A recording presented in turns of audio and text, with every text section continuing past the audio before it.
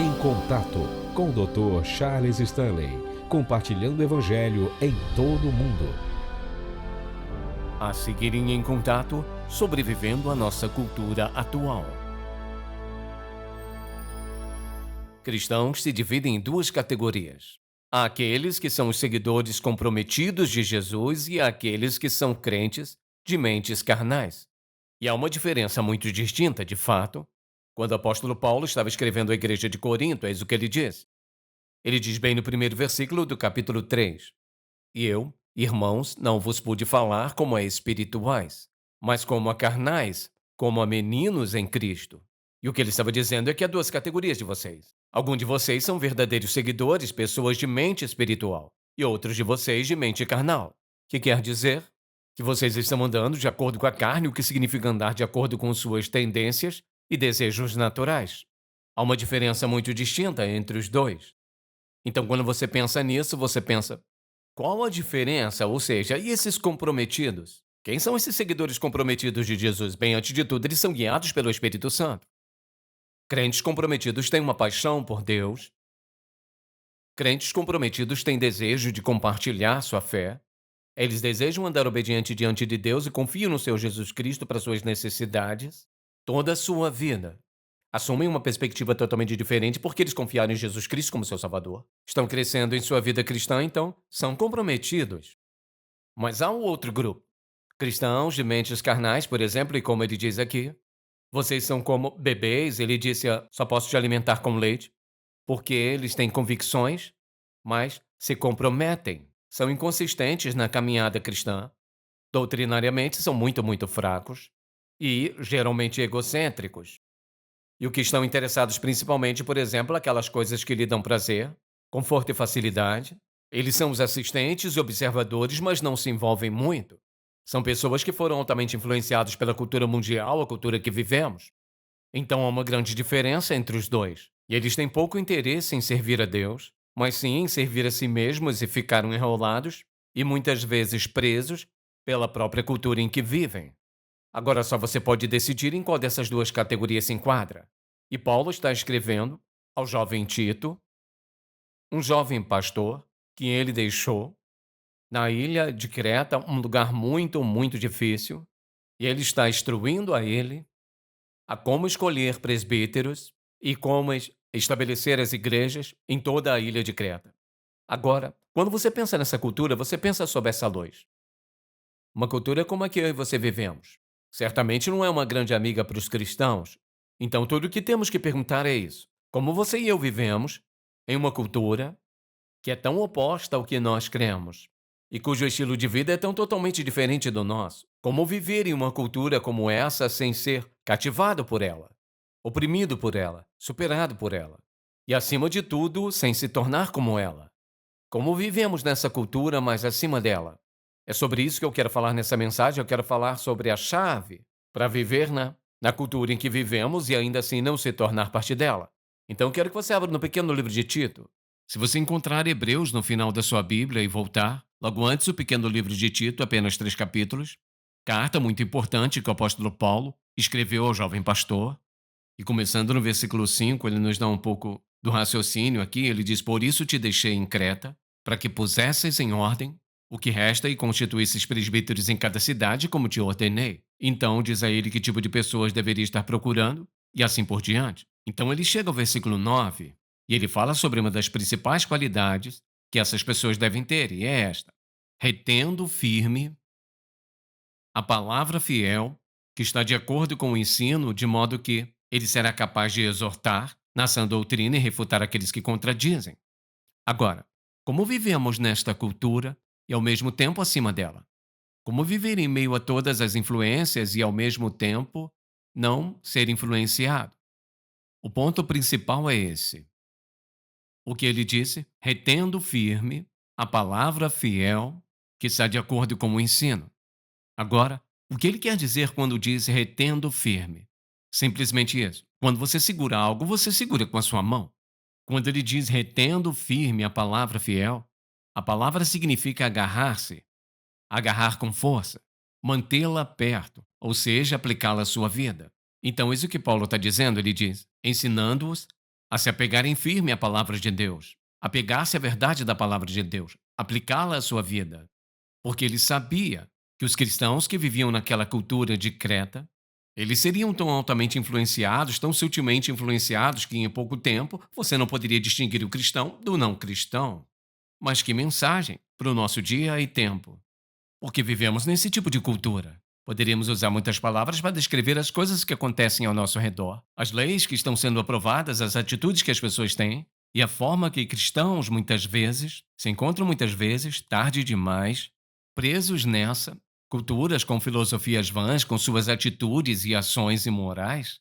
E então nos perguntamos por que a igreja tem tão pouca influência e impacto em nossa sociedade.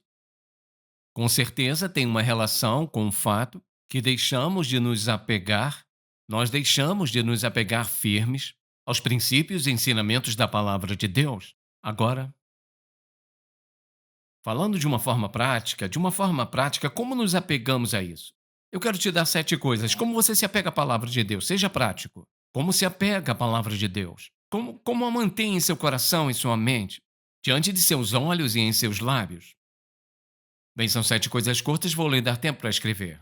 A primeira é essa. Leia atentamente. Não leia apenas rapidamente. Não leia 2 ou 3 versículos correndo. Leia com atenção. O que ela diz? O que ela diz? Medite nela diariamente. Leia com atenção. Medite nela diariamente, ou seja, o que isso realmente quer dizer? E como vou lidar com isso? O que Deus está dizendo sobre ele ou sobre mim? Terceiro, estude seriamente. Este não é apenas mais um livro, ouça. Porque você acha que alguém teve a ideia de chamar esse livro de Bíblia Sagrada?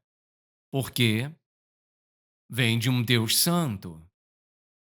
Essa é a razão de ser sagrada. Nós a lemos com atenção, meditamos diariamente. E ouça, não só isso, mas a estudamos seriamente e cremos nela de todo o coração. Cremos de todo o coração. A obedecemos consistentemente.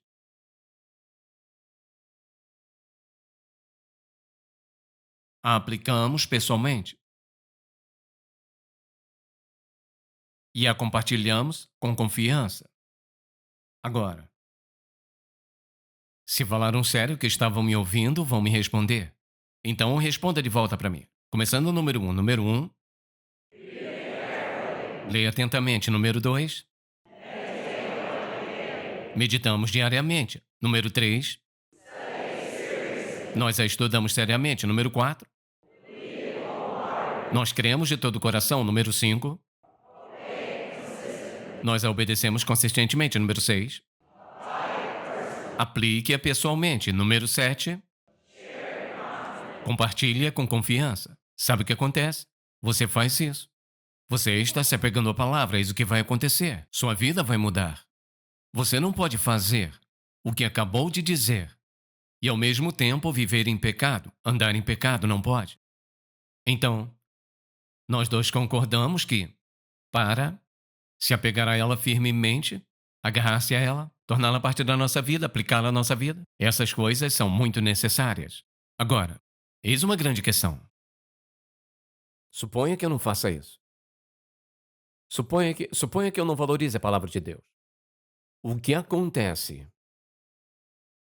Como a cultura acaba nos destruindo.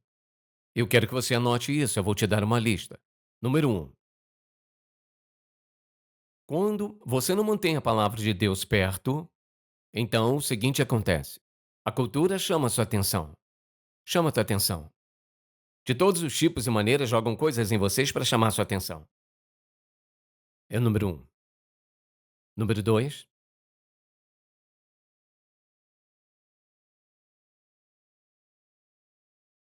Eventualmente começam a influenciá-lo, porque continua ouvindo e observando.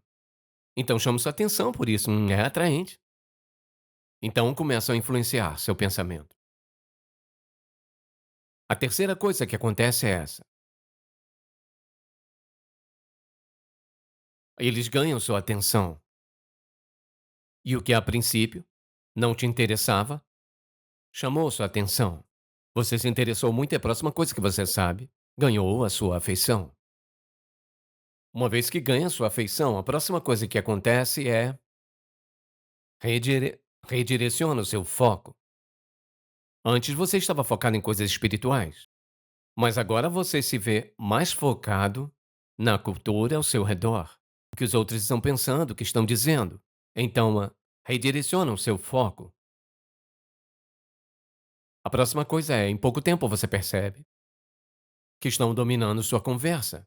A cultura dominando sua conversa. Quem é essa estrela de cinema? Quem é esse jogador?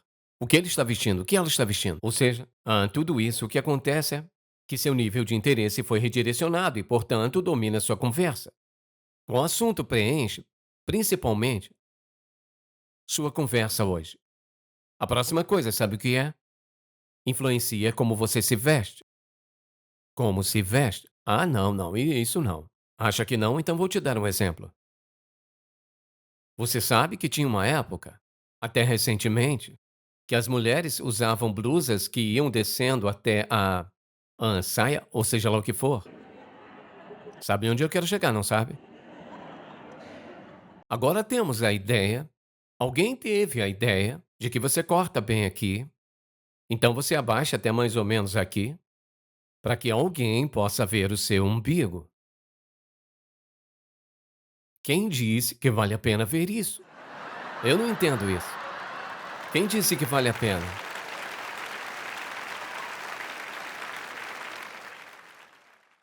Eu dou essa ilustração porque isso está por todo lado. Eles colocam diamantes lá e todo tipo de coisa. Agora, enquanto é engraçado, é trágico, eu vou te mostrar por quê. Todas as meninas jovens que usam aquilo não são incrédulas. Muitas jovens mulheres cristãs assistiram, chamou sua atenção, influenciou o pensamento, mudou o seu foco. E sabe o que acontece? Agora estão cortando as blusas, estão encurtando tudo o que estão vestindo. Por quê? Eu vou te dizer. Elas fazem isso porque isso parece ser a coisa a fazer. Sabe o que fizeram? Elas permitiram que a cultura ditasse a forma de se vestirem. E eu diria a qualquer garota jovem: você se vestiria dessa forma e entraria na presença do Filho de Deus? Não, você não. Porque você deixa a cultura ao seu redor te influenciar a se vestir de uma maneira que é certamente longe de ser a melhor. Ou mesmo, muitas vezes, apenas pura decência. Vou te fazer uma pergunta para um cristão: o que você quer que as pessoas vejam? Qual é a luz do corpo? Bem aqui. Quer saber? Você vive uma vida piedosa, eles vão olhar nos seus olhos e ver amor, alegria, paz, contentamento. Você escolhe. Eu não estou falando só das mulheres. O mesmo serve para os homens. São os nossos olhos que queremos que olhem. Por quê? Porque é quem nós somos. Não deixe a cultura assim, ouça, assim, entupa sua mente com falsas ideias e padrões de crença e comportamento que você se torna menos do que Deus quer que você seja. Sabe? Se você tem uma boa autoestima, não precisa exibir nada. O fato de você querer exibir algo diz que você tem baixa autoestima e está tentando fazer algo para chamar a atenção de alguém. Se você vive uma vida piedosa, não terá que se preocupar em chamar a atenção de ninguém. Ouça isso. Eles verão isso em eles verão isso em seus olhos. Eles verão isso em seu semblante. E eles sentirão isso em sua presença. Não precisa se despir para chamar a atenção deles. Mas a cultura está trabalhando nisso. Ouça, dominando sua conversa, influenciando seu vestir e também influenciando sua escolha de música. Não há dúvida sobre isso. Que a música, do jeito que temos hoje, muitas vezes tem sido uma das principais, ouça, uma das principais armas de Satanás para arrastar milhões de jovens para longe das coisas de Deus, a palavra de Deus, real, decência, moralidade, piedade. E o que eles fazem? Eles dizem: "Ah, todo tipo de música, todo mundo ouve todo tipo de música, tá certo". A todo tipo. O que elas fazem com você? Elas fazem com que você adore a Deus. Bem, há muitas músicas aí que são agradáveis, músicas boas que não têm nenhum efeito físico. Pode te dar uma sensação emocional de se sentir bem por causa dela. Mas se funciona tanto em seu corpo, que você começa a se sentir sensual, o que você tem que perguntar é: de onde veio isso? Por isso que tem que ter cuidado com o que você ouve. Como se veste.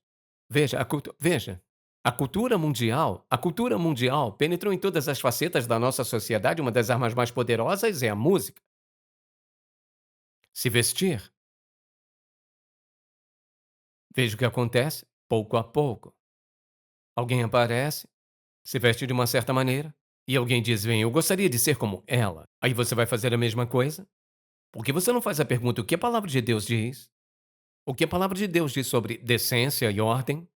O que a palavra de Deus fala sobre ser uma mulher ou um homem piedoso? Sabe o que mais vão fazer? Vão encher sua mente com sensualidade, pensamentos imorais, de novo, de novo, de novo, de novo, de novo, de novo, até sabe o que acontece? Você está fazendo as mesmas coisas que vê na TV. Ou o padrão de luxúria em sua vida se tornou tão forte que você se sente em um cativeiro. Não é interessante que Satanás oferece essas promessas incríveis apenas para te ver cativeiro de algo que agora você odeia porque você não consegue parar? Sabe por quê? Você se separou da âncora, a palavra viva de Deus. Então o que acontece? Eles querem arruinar seu testemunho, a cultura quer arrastá-lo para longe de Deus. Ela não pode, ouça, a cultura não pode te afastar de Deus sem te afastar da Bíblia. Até que eles o afastem da palavra de Deus, não podem te afastar de Deus. E se o fazem, arruinam seu testemunho. Então você é tão parecido com eles que não faz diferença mais. Eles amam sua companhia agora porque você não é mais uma contradição ao modo em que vivem. Você está tão parecido com eles que não os incomoda mais. Eles dizem: "E aí, tudo bem? Bom te ver". Mas antes, porque você era como o sal e a luz, agora você está tão parecido com eles que não faz mais diferença. Se você não se apegar à palavra de Deus, ouça com atenção, você não vai se apegar a Deus. Ele nos deu esse livro, ele nos deu essa verdade para nossa, ouça, não só para nossa salvação, mas para nossa proteção. Sabe o que vai acontecer? Eventualmente a cultura vai te tornar inútil para o reino de Deus, porque tendo mudado sua agenda, você não tem tempo para servi-lo. Pouco ou nenhum tempo para ler sua palavra. E agora que você está gastando seu dinheiro em coisas ao invés de ofertar o que deve ser ofertado a Deus, você não está mais interessado em que as pessoas sejam salvas, veja bem, porque agora sua vida é tão egocêntrica, tão presa em si mesmo. E sabe o que acontece? Você nem percebeu que isso aconteceu. Você está tão longe de onde costumava estar. Quando lia a Bíblia todas as noites e cria que, de alguma forma, a palavra deve ser uma parte vital da sua vida, então a cultura chamou sua atenção. Começou a afetar seu pensamento, ganhou suas emoções e tirou seu foco de Deus. E agora o que acontece? Isso levará à idolatria. Você diz: "Bem, espere um minuto, eu nunca me curvaria diante de um deus de madeira, pedra ou ouro". Não, não, não estou falando sobre esses deuses. A América tem outros deuses. Mas você sabe o que é um deus? Você sabe o que é idolatria? Idolatria é, ouça bem, a idolatria acontece em sua vida quando qualquer coisa, qualquer pessoa, qualquer prática é mais importante para você do que seu relacionamento com Jesus Cristo. Quando você é mais leal, mais dedicado, mais comprometido com aquela pessoa, com aquela coisa ou com aquela prática do que você é com o Filho de Deus, você está cometendo idolatria, você violou um dos mandamentos. E sabe como isso acontece? Você deixa a cultura chamar sua atenção, penetrar em sua mente, ganhar suas emoções e tirar o seu foco de Deus e de sua palavra. Aqui está a tragédia de tudo isso, ouça com atenção. Aqui está a tragédia de tudo, se está ouvindo, diga amém. Eventualmente, se não houver uma mudança genuína em sua vida, eis o que vai acontecer. Um desses dias, você vai morrer. E alguém vai vir e olhar o seu corpo em um caixão. E eis o que eles vão dizer: alma salva, vida desperdiçada. Porque você deixou a cultura chamar sua atenção, influenciar sua mente, ganhar suas emoções, tirar o seu foco de Deus. E o que eu quero que você veja é isso. Ele diz: agarre-se firmemente, se prenda, ele diz. Você diz tudo bem? Ok, eu admito que não, então o que eu faço? Ouça com muita atenção, para que não entenda errado. Eu vou te dar uma palavra. Não tire nenhuma conclusão antes que eu a defina. A forma com que você lida, como desvio, manuseando frouxamente, deixando de lado, não está mais no seu coração, não mais em sua mente, não mais diante de seus olhos e, portanto, não está mais em seus lábios. A palavra é arrependimento. Agora preste atenção. Arrependimento, enquanto a palavra significa mudar, virar em outra direção. Isso nunca funcionará até que a coisa a seguir seja verdade. O motivo deve estar certo. Se arrepender, se afastar dessa ação ou dessa atitude, porque você está com medo do juízo de Deus. Porque você teme o que pode acontecer com você. Não vai funcionar, sabe por quê? Em pouco tempo você estará de volta. O motivo deve ser: eu quero mudar. Quero me arrepender desse pecado, porque estou triste, porque o meu relacionamento com meu Deus não está certo. Estou triste porque eu entristeci. Aflito em meu coração, que eu tenho tentado viver e convencer e persuadir e argumentar, e meu relacionamento com ele foi terrivelmente danificado. Quando esse for o motivo, o arrependimento será verdade. Eu te falei a verdade. E se você tem alguma sinceridade em você, você terá que dizer bem, está certo. Agora, as pessoas dizem bem, você sabe se crente na Bíblia, isso mesmo. Quero te pedir para fazer algo, porque eu quero gravar isso. Quero que você pegue sua Bíblia na mão. Eu quero ter certeza, em caso de que alguém aí tenha alguma dúvida sobre o fato de quem nós somos e em quem cremos, que somos crentes da Bíblia, que também somos portadores da Bíblia e também somos praticantes da Bíblia. Você vê? Uma coisa é algumas pessoas da igreja terem uma Bíblia, mas o que eu quero te dizer é isso. Não apenas cremos no que dissemos, nós a praticamos. Eu vou pedir a todos aqui que tenham uma Bíblia para segurá-la. Cada uma pessoa aqui. Isso é quem nós somos. É o livro pelo qual vivemos. Essa é a âncora de nossas vidas. Este é o livro de instruções, divinamente dado por Deus Todo-Poderoso. E você pode ver ao olhar ao redor. Quase todos aqui têm uma. Nós sempre temos muitos visitantes e nem sempre eles trazem. Mas se você é um membro, com certeza tem uma. E temos um simples mandamento. Agarre-se a ela. Eu quero que você apoie no peito. Agarre-se a ela. Segure-a firme. Aplique a sua vida. Viva de acordo. E vai experimentar o melhor de Deus em sua vida. Se você é uma daquelas pessoas que nunca creu no Senhor Jesus Cristo como seu Salvador, o que você vai dizer quando estiver diante dele e ele disser: este é o critério pelo qual estou julgando você. Você o negligenciou, você negou meu filho, você se afastou, você deixou a cultura determinar o seu destino eterno. O que nessa hora você vai dizer? Não terá nada a dizer. Eu quero te encorajar que peça ao Senhor Jesus Cristo que perdoe seus pecados E diga a Ele hoje que você reconhece o seu pecado. Você não está vindo a Ele porque você merece ser salvo. Você está pedindo misericórdia. Você quer que Ele te perdoe e te salve dos pecados. Você está se comprometendo com Ele. Você quer viver uma vida piedosa. Você quer andar em seus caminhos. Sabe o que acontece? Vai mudar a sua vida. O que você costumava olhar e pensar que era tão importante, perderá a sua importância. E o que você negligenciou se tornarão as coisas mais preciosas de sua vida. E nosso Pai, quão gratos nós somos por este precioso livro. Essa indestrutível, eterna e fiel que é a Tua Palavra. Eu oro para que Tu penetres essa mensagem no coração de cada uma pessoa. Que ela corte profundamente o coração de alguém que se desviou. Caiu no caminho, vivendo no pecado. Mas sabendo que ouvir a verdade. Que haja arrependimento genuíno.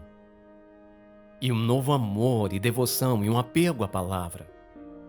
É minha oração em nome de Jesus. Amém. Se você foi abençoado pelo programa de hoje, por favor, visite-nos em intouch.org. Em Contato, levando pessoas do mundo inteiro a um relacionamento crescente com Jesus Cristo e fortalecendo a igreja local.